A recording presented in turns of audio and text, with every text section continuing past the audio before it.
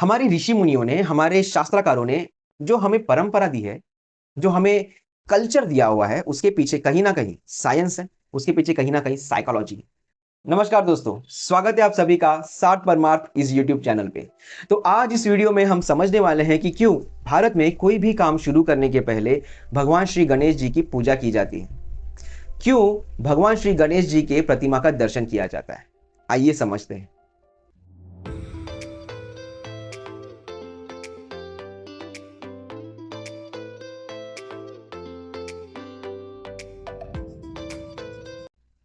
दोस्तों, कोई भी काम शुरू करने के पहले कुछ गुणों की आवश्यकता होती है, क्योंकि जब वो काम हम शुरू करते हैं वो सफल हो जाए।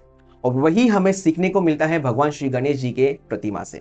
लेकिन इससे पहले हम समझ लेते हैं कि भगवान श्री गणेश जी का स्वरूप कैसा है। दोस्तों, भगवान श्री गणेश जी का एक बहुत ही विशाल सा मस्तिष्क है, दो छोटी छोटी आंखें हैं, एक लंबी सी नाक है जिसे सूंड कहा जाता है, और एक बड़ा सा पेट है। अब आइए समझते हैं कि इस स्वरूप से हमें क्या सीखने को मिलता है। दोस्तों, गणेश जी का जो विशाल मस्तिष्क है, ये हमें सोचने की क्षमता सिखाता है। मतलब कोई भी काम जब हम शुरू करते हैं तो उस काम को हमें डिटेल में अंडरस्टैंड करने की जरूरत है। जैसे कि वो काम क्या है, उस काम के क्या इंपैक्ट्स हो सकते हैं, उस काम के एडवांटेजेस क्या हो सकते हैं, उसके डिसएडवांटेजेस क्या हो सकते हैं। वो काम जब हम इनिशिएट करते हैं तो आने वाले कुछ समय में उसके थ्रेट्स क्या हो सकते हैं, क्या चैलेंजेस हो सकते हैं। दैट मीन्स हमें वो काम डिटेल में समझने की जरूरत है, 360 डिग्री पॉइंट ऑफ व्यू से समझने की जरूरत है। और यही हमें भगवान श्री गणेश जी के विशाल मस्तिष्क से सीखने को मिलता है कि हमें हमारी विचार क्षमता बढ़ानी चाहिए। अब आइए समझते हैं कि भगवान श्री गणेश जी के आंखों से हमें क्या सीख मिलती है। दोस्तों, गणेश जी की आंखें यानी कि हाथी की आंखें जो भी चीज देखती है वो उन्हें डबल दिखाई देती है, यानी कि बड़े स्वरूप में दिखाई देती है।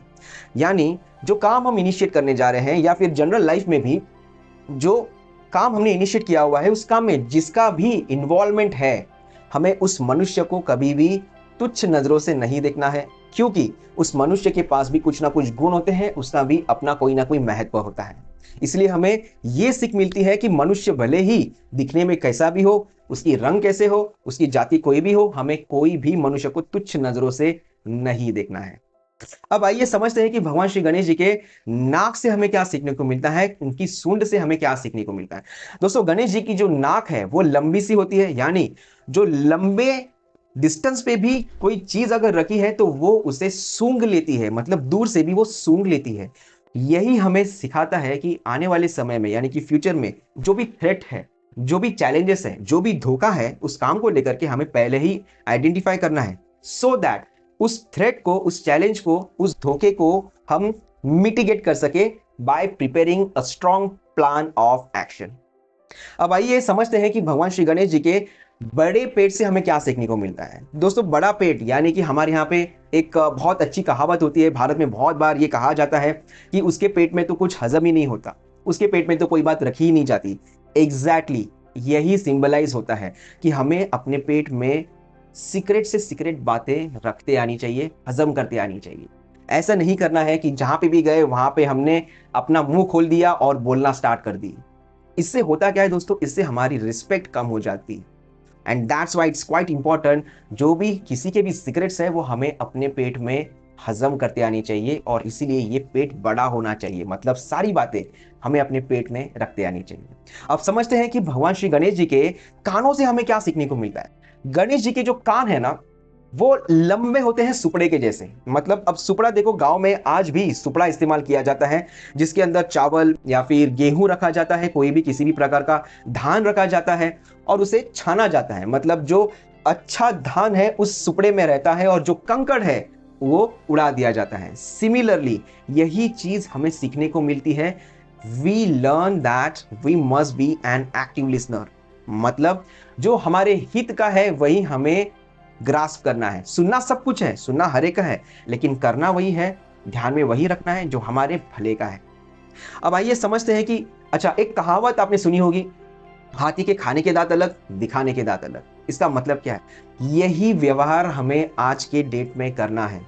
खाने के दांत अलग, दिखाने के दांत अलग। मतलब हमारे जो दुश्मन है ना, उनसे भी हमें ऊपर ऊपर हंस हंस के बात करनी है, सो दैट हमारे काम में वो किसी भी तरीके का चैलेंजेस ना क्रिएट कर पाए, किसी भी तरीके की प्रॉब्लम्स को वो ना लेकर के आए। और इस तरीके से हमें अपना काम निकलवाना है। और final, last but not the least, it's quite important दोस्तों, हाथी की यानी भगवान श्री गणेश जी की जो जीभ है वो अंदर की तरफ होती है, यानी वो कनेक्टेड रहती है अपनी दांतों की तरफ, और अंदर की तरफ गले की तरफ वो लपलपाती है। इसका मतलब क्या है? जीभ का जो नुकीलापन है ना वो अंदर होता है। अब जीभ का नुकीलापन मतलब क्या?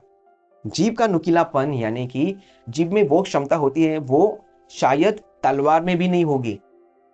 तलवार से तो किसी भी मनुष्य को काटा जा सकता है, लेकिन जिह्वा से एक बार मन कट गया, मन एक बार दुखी हो गया तो उससे फिर से जुड़ाने के लिए बहुत मेहनत लगती है। और वही हमें सीखना है कि भगवान श्री गणेश जी के जीभ से हमें ये सीखने को मिलता है कि कहीं भी हमें कड़वे शब्दों का प्रयोग नहीं करना है, किसी का भी मन हमें नहीं दुखाना है। और यही सीख हमें पूरे भगवान श्री गणेश जी के स्वरूप से मिलती है। अब दोस्तों देखो, ये एक साइकोलॉजी है। कोई भी काम हम जब इनिशिएट करते हैं, not only about work, not only about task, general life में भी ये सीख हमें बहुत ज्यादा इंपॉर्टेंट है। जनरल लाइफ में भी ये सीख हम इंप्लीमेंट कर सकते हैं। हमारे ऋषि मुनियों ने, हमारे शास्त्रकारों ने जो हमें परंपरा दी है, जो हमें कल्चर दिया हुआ है, उसके पीछे कहीं ना कहीं साइंस है, उसके पीछे कहीं ना कहीं साइकोलॉजी है।